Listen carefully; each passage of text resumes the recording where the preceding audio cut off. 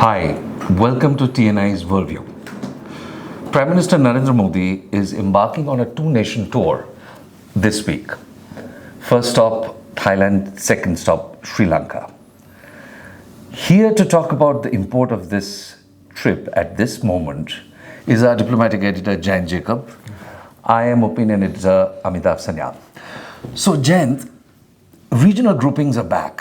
People afraid of Trump's tariffs around the world are talking again with each other in blocs or bilaterally. Now, is this another alphabet soup? BIMSTEC, the summit that Modi is going to attend in Bangkok, Thailand, that he's going for. It's a almost three-decade-old organization that has been revived now. So is it just another alphabet soup standing for Bay of Bengal Initiative for Multi-Sectoral Technical and Economic Cooperation? Or is there more to it? Yeah, because this summit is the sixth edition of the summit. The grouping is on for some time. It has undergone substantial changes over a period of time. It's a very interesting geographical construct. 5 countries from South Asia, 2 from Southeast Asia. It is somewhere in between South Asia and Southeast Asia. And if you look at these countries, except 2 countries, 5 of them are literal states of Bay of Bengal. So 2 are landlocked, Bhutan and Nepal. So it's a very interesting construct, geographical construct. One reason why BIMSTEC got a lot of traction was the SAARC is almost as good as dead. So since 2004, BIMSTEC summits and BIMSTEC coming up in a big way has been in talks. Even before that, BIMSTEC was there in various forms, like more countries were added. But once the SAARC has become as good as dead, then you need a regional grouping of countries where India has a role and other countries also have a role. And for political reasons, Pakistan cannot be part of it. So BIMSTEC was the most ideal sub-regional grouping for India to promote regional cooperation. And most of these countries in this grouping are also part of it because they also stand to benefit in certain way. Right. Because if you look at bilaterally, most of these countries have good bilateral relationship. Even with these 2 countries in Southeast Asia, Thailand and Myanmar, India has good relation. For example, Southeast Asia, Myanmar is the only country with which India has a land border. So India's Arctic policy, Look East policy, whichever way you look at it, begins with Myanmar. Then Thailand and India also have a robust economic and other cooperation for a long time now. So it's an alphabet soup, but it's an interesting one. But it is yet to gain any major traction. Because if you look at what is going to happen in Thailand, this is the first time the grouping is going to have a vision document. It has a secretariat in Dhaka, in Bangladesh. But the way it is structured, it is yet to have a very strong footing. But this time they are expected to come up with certain announcement, including a maritime cooperation agreement and a vision document, more importantly, for 2030 to step up the cooperation among the countries in the format. So let us see what will happen after the summit. But there is a traction which is happening to BIMSTEC now, but it all depends on how it will be taken forward after the summit in Thailand. India, in both the cases, whether South Asian Organization for Regional Cooperation, Association for Regional Cooperation, SAARC, or BIMSTEC, as you mentioned, India has been the anchor. It has provided a lot of help with anchored funding, anchored organizations. BIMSTEC, as you mentioned, is headquartered in Dhaka. Now, with the situation in Bangladesh as it is, and with Bangladesh having requested a meeting on the sides of BIMSTEC summit between the principal advisor to the interim government in Bangladesh, Muhammad Yunus, and Prime Minister Modi, what do you think is the possibility of that coming about, and what is the import of it? Well, the formal meeting request has been pending for some time. So the official Indian stand still is that we are considering it. That is the last statement from India's foreign minister to the standing committee, consultative committee on external affairs in parliament. So basically they haven't said no. So in a summit place where all these world leaders are there, whether there is a possibility of a formal meeting or informal meeting, that you have to wait and see. Most of these cases there could be some informal meeting, but a couple of developments in recent times that doesn't look very well in India-Bangladesh relationship. The way Yunus went to China for a 4-day visit and the kind of announcement that were made there. And also, if you look at the relationship between Pakistan and Bangladesh, there's a huge uptick. So on April 22nd, after 12 years, a Pakistani foreign minister will be visiting Dhaka. Senior general visited Islamabad. And their trade ties are looking good. Students are also going over. Students are also going over. So post Hasina, the Pakistan-Bangladesh relationship is also on an uptick. So a lot of these factors have to be built in. But at the same time, BIMSTEC, like SARC was actually put into a bad shape because of the rivalry between India and Pakistan over terrorism. So again, another regional grouping gets into trouble because of India and Bangladesh. That is a matter of concern for many countries in the region. But this is still an interim government. Already there are talks about they holding an election by early part of 2026. So there is also a talk about whether you have to give legitimacy to an interim government when the elections are possible. Yes. So these are various factors that have to be taken into account. Now, you mentioned Mohammad Yunus's trip to China. And before that, there was a larger group, more than 10 people, I think, led by Jamaat leaders, that had also been to Beijing. What do you think of what Yunus said there at the summit that he had gone to visit, and the previous visit? What is the import of it, China and Bangladesh? Because China is a very important country for Bangladesh. So all the talk that we hear about this T-Star agreement, if you remember the visit of Sheikh Hasina to Beijing in 2023, she also sought help from the Chinese because T-Star, the entire development project is still an idea. It hasn't come up in any form. So that time in 2023, she also sought the Chinese help. Then after that, India got a bit concerned and there was a lot of other political issues that went into it. Then subsequently modified her stance. She said first right should go to India, India should develop.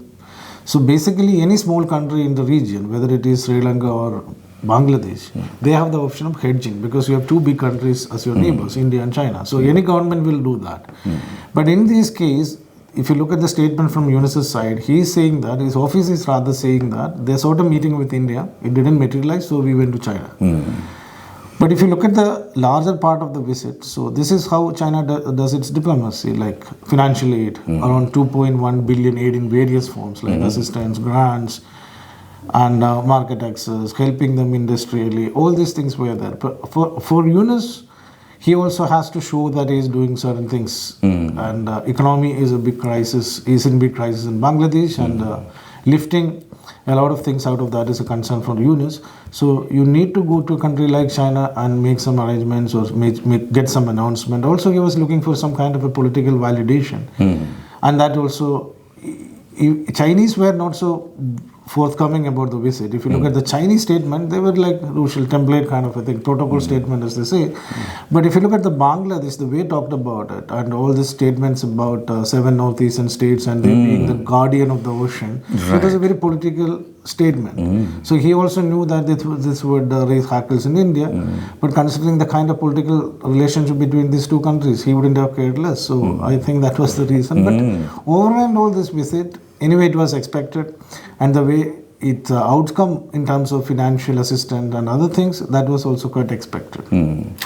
You mentioned this particular mention of the 7 northeastern states, the 7 sisters, whose access to the sea depends through Bangladesh, and that's where India's concern is, the Chittagong port, of course. China's interests in the Chittagong port. We know what happened with Hambantota, where because they couldn't pay back the loan, the control went to the Chinese. Now, you talked about hedging, smaller countries that need to hedge between larger powers, and the country in the region, in BIMSTEC, which is hedging at this moment, is Myanmar, with land borders, as you said, with both India and China.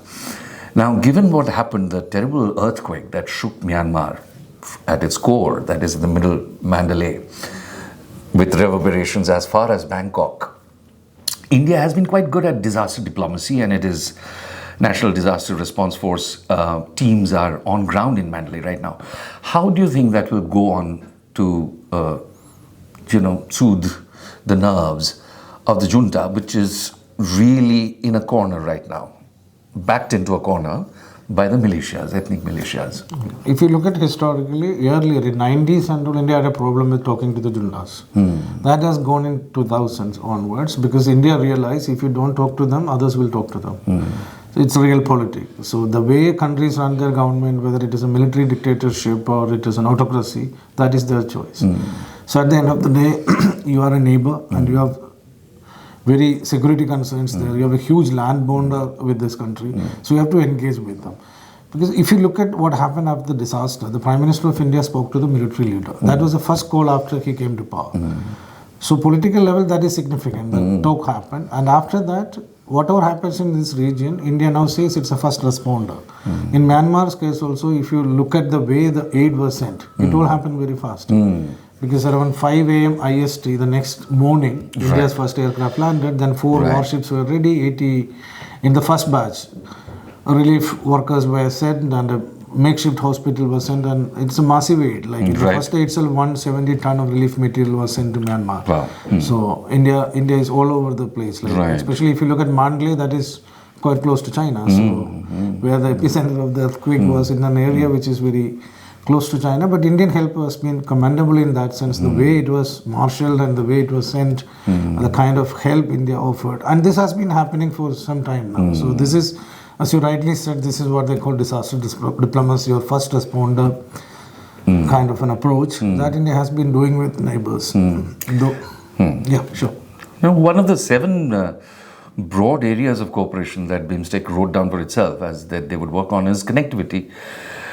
And the Eastern connection, as you mentioned earlier, all the Lucas policies and under which this connectivity is an issue. There is the long proposed, more than 4,500 kilometer long India-Myanmar-Thailand highway, trilateral highway project. Is there any chance of it going forward? Is there any move on it?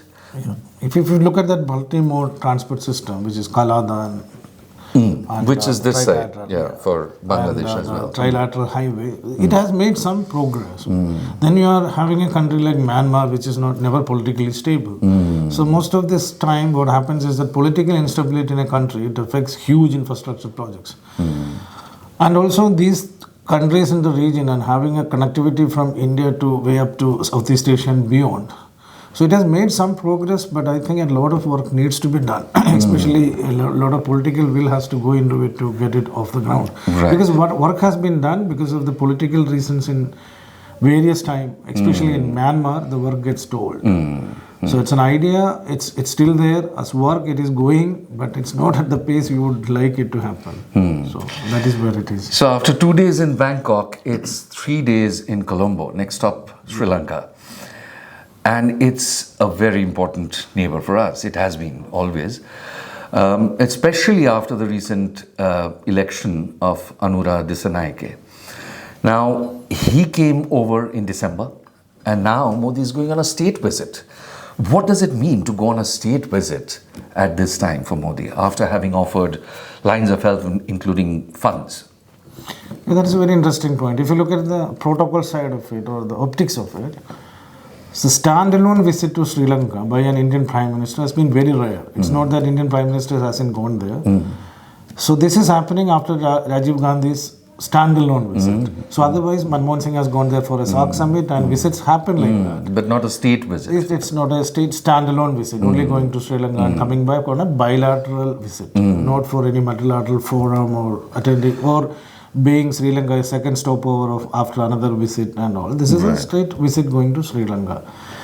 Especially after the new government came to power. So a lot of people used to say he's a former Marxist or he's still a Marxist and he would be going to China first. But if you look at the optics part of it, which is working well for India, because that India was his first port of call, was the president of Sri Lanka. And if you look at the first foreign dignitary he hosted as the new president, that was Foreign Minister Jaishankar from India. So again, Prime Minister Modi is going, that will be the first foreign leader he is hosting as the president of Sri Lanka. So optics part, it has been quite good. And also if you look at the 2022 economic crisis, India's response was quite good, which is highly appreciated in Sri Lanka, because they ran into trouble with China in terms of their debt and debt restructuring and help and other things, but India actually did quite a good job there because around $4 billion in various forms have been sent, and which includes money for food, 500 million line of credit for their fuels. So debt restructuring and everything, India has been quite active with Sri Lanka. And also if you look at the history of this country, though there has been a lot of military cooperation at various levels, like training, capacity building, this is the first time this will happen in this visit. Expected to happen is that an MOU, an agreement on defense cooperation, will also be signed between these two countries. Right.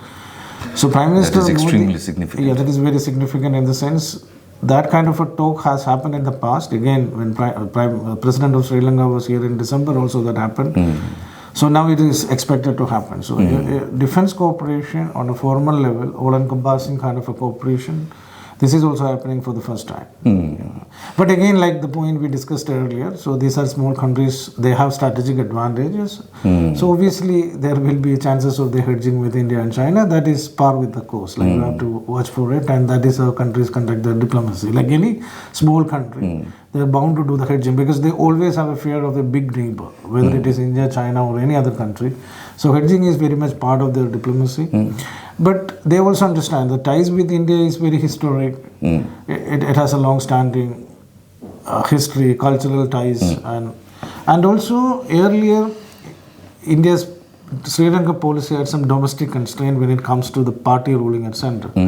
Because if you see the UPA tenure, so the parties of Tamil Nadu party, one party or the other, had to used to support the party that ruled at the center. So their policy on Sri Lanka had some influence from Tamil parties. This is after a long time you have a political party at center which doesn't have a Tamil party as a political ally. Point, yeah. So their Sri Lankan policy is independent of this domestic ramification to a great extent. So that helps in some way. And if you see us again, Modi is going on Radhapura and he is visiting Mahabodhi tree. So the domestic compulsions which government of India had when they were in power, before Modi came to power, that is no longer there. And also once the war is over now, there is no other compulsions for India to play both sides. So now the relationship is pretty stable, but at the same time, like we mentioned earlier, so countries operate their foreign policy in a different way. If they have more countries to seek help from or align with, they do that. Why not? But why not? India does the same. Everybody does the same. That is how international relations work. True. Now, coming back to what we began with, another alphabet soup. Security and growth for all in the region, SAGAR, something launched a decade ago, I suppose, has now become MahaSAGAR. Now, is this another Modi's way of putting very, very catchy slogan into the mix? SAGAR, if you look at why it's MahaSAGAR, now it is extended to Global South. More countries will be on its ambit.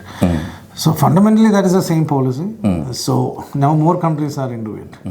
Because now if you look at the strategic implications of this, all these countries, coastal countries, or the countries that is coastline, littoral states. So China is a very big naval power. That is one of the most powerful navies in the world. And they also have a naval ambitions, kind of ports and stations. And so in that way, strategically also you have to be very alert on these issues, especially when it comes to countering the Chinese influence in the littoral states. So more than that, India has been good with this kind of ideas, like you are giving a comprehensive vision, and how much it will take off, you have to see. But for the time being, SAGAR, many of these countries, especially Mauritius, from where they launched this idea, again MahaSAGAR also he launched, unveiled from Mauritius only. So on the paper it looks good, and on the ground also certain things have happened. But how it will take off again depends on how all these countries, because again you have to find commonalities, because it's not easy to bring together all these countries on a multilateral platform. Now if you see, everybody works on their own interest. So to get it has to work for all sides. All sides. So in that way, it's an interesting concept. It's an interesting construct, and how it will take off, we have to see. Because it can take off, because it is again getting added into your approach towards Global South. So India has been, like, look at it, the G20 summit India hosted. So there was a representation for Global South. India pushed the case of Global South. India has been positioning itself as a champion of Global South. Yes. So in that way, this is one more way to plug into the Global South talks and Global South action. So in that way, MahaSAGAR fits in as a construct. So as Trump, in Trump's second term, as Trump tariffs are roiling the world, all sorts of regional groupings are back in attention. New ones are coming up, old ones are being revived, and a new world awaits us. In the middle of this, how Prime Minister Modi can churn the Sagar or do manthan of the Sagar and bring up the goodies for India is what we'll look forward to in the later half of this week. This was Worldview. Thanks for watching.